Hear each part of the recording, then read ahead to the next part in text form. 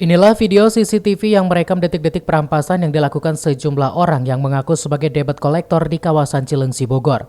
Dari hasil CCTV ini, petugas Satreskrim Polres Bogor yang dibantu Polsek Cileungsi berhasil mengamankan 4 orang pelaku dengan modus berpura-pura sebagai debt kolektor, kemudian merampas motor tersebut dan menggadaikannya kepada penada sebesar 1,5 juta rupiah.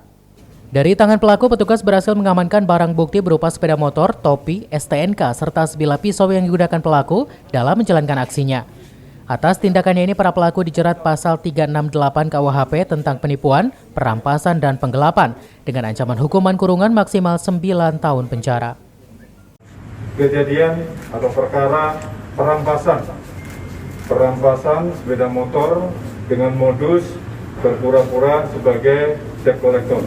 Jadi korban dipepet oleh 4 orang pelaku, dipepet tengah jalan, kemudian diminta untuk berhenti. Nah, setelah berhenti, kemudian motor diambil alih oleh tersangka, yaitu SD, salah satu dari tersangka. Kemudian korban digiring untuk mendekati di salah satu leasing, ya, salah satu tempat kantor leasing. Sementara itu, petugas masih melakukan perburuan terhadap para pelaku lainnya yang identitasnya sudah diketahui petugas. Dari Cibinong, Kabupaten Bogor, Edi Junaidi melaporkan.